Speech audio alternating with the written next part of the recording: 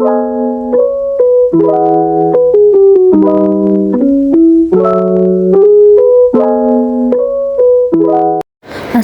আলাইকুম এভরিওয়ান, আশা করি সবাই ভালো আছেন। আল্লাহর রহমতে আমিও অনেক ভালো আছি। আপনাদেরকে আমার নতুন একটি ব্লগে স্বাগতম। আপনারা সবাই জানেন যে আমাদের প্রিয় মাস মাহে রমাদান এবং রহমত এবং বরকতের মাস চলে আসছে, আর একদিন পরে আমরা পেতে চলেছি আমাদের সেই কাঙ্ক্ষিত রহমতের মাস, যে মাসে আল্লাহ তাআলা তার বান্দাদেরকে ক্ষমা করে দেন এবং প্রতিটি নেক কাজের জন্য 70 গুণ সওয়াব দেন। সকাল সকাল আমি উঠেই চা খেতে পছন্দ করি, তাই আমি প্রথমেই চা বানিয়ে নিয়েছি। আর রমাদানের একটা প্রিপারেশন ব্লগ আমি এবছর তৈরি করেছি। আমি যতটুকু আমার মনে হয় যে অ্যাড করার দরকার ছিল, আমি ততটুকুই অ্যাড করেছি। প্রথমে আমার সকালবেলার যে আবহাওয়াটা অনেক বেশি পছন্দ, তাই আমি বারান্দায় চলে এসেছি এবং বারান্দাটা সত্যি বলতে আজকে অনেক বেশি সুন্দর লাগছে। এই সাথে সাথে আমি আপনাদের সাথে কিছু কথা শেয়ার করতে চাই। রমজান মাসে আমাদের অনেক বেশি সুযোগ থাকে, আমরা বেশি বেশি বরকত এবং নিয়ামত লাভ করতে পারি খুব অল্প কিছু কাজ করার মাধ্যমে। আমাদের নিয়মিত নামাজ পড়া, কোরআন তিলাওয়াত করা, সদা সত্য কথা বলার মাধ্যমে আমরা অনেক ভালো কিছু অর্জন করতে পারবো। প্রথমে আমি একটা ডায়েরি নিয়ে নিয়েছি এবং আমার ইফতার এবং সেহরির জন্য যা যা কেনা দরকার আমি সেগুলোর একটা লিস্ট করে নিচ্ছি। যেহেতু বাজার গেলে আমার কিছু মনে থাকে না, তাই যদি আমি গুছিয়ে লিখে নিই তাহলে জিনিসটা আমার জন্য অনেক বেশি সহজ হবে। যেহেতু আমি এই বছর প্রথম বাড়ি থেকে দূরে আছি এবং হোস্টেলে আছি, তাই আমাকে ওই অনুযায়ী ওইভাবে বাজার করতে হবে। যদিও আমি তেমন পারি না, এই প্রথমবারই আমি ট্রাই করব কিভাবে কোন জিনিসটা নেওয়া লাগে এবং কোনটার কত দাম পড়বে।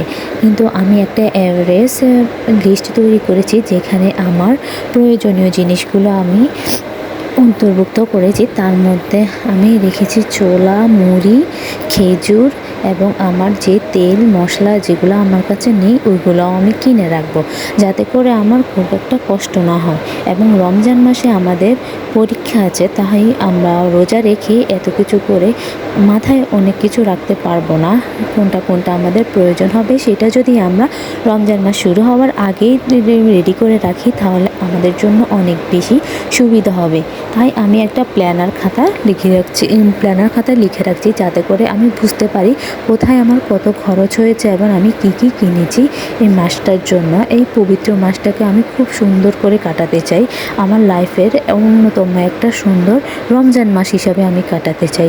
আসলে এই মাসটা এত বরকতময় যে এর বরকত যদি আপনি নিজেই কামাই করতে না পারেন তাহলে এমনি এমনি আপনি পাবেন না। আপনার দিন এবং দুনিয়া দোনোটাকেই ব্যালেন্স করতে হবে। আমাদের সবারই পড়াশোনা আছে, রমজান মাসে যেহেতু অফ পুরাটা দেয় না, আমাদের স্কুলে যেতে হয়, কলেজে যেতে হয় এবং যাদের ভার্সিটি আছে তাদেরকে ভার্সিটিতে যেতে হয়।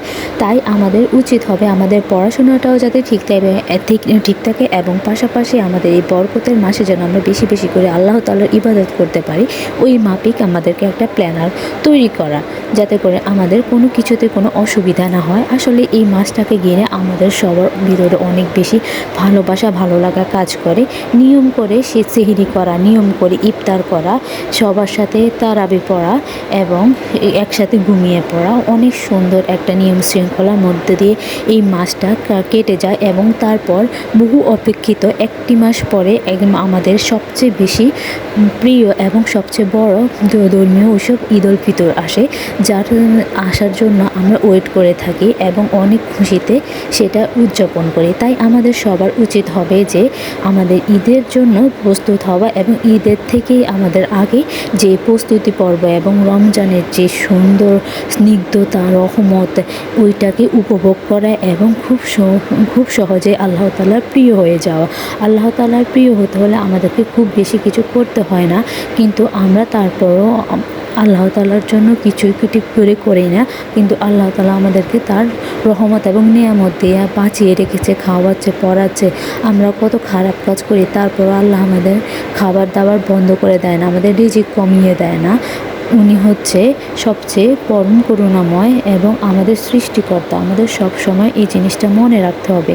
আমি যে প্ল্যানার করেছি সেখানে ডিটেলে কিছু লিখিনি, কারণ যত বেশি ডিটেলে লিখি আসলে আমার করা হয় না। তাই আমি সালাত, আখলাক ঠিক রাখা, কোরআন পড়া এগুলা এবং এক্সারসাইজ যেগুলো করা দরকার মোটামুটি পিন পয়েন্ট বা মূল পয়েন্টগুলাই লিখে রেখেছি, যাতে অন্তত পক্ষে আমি এগুলো মেনটেন করে চলতে পারি।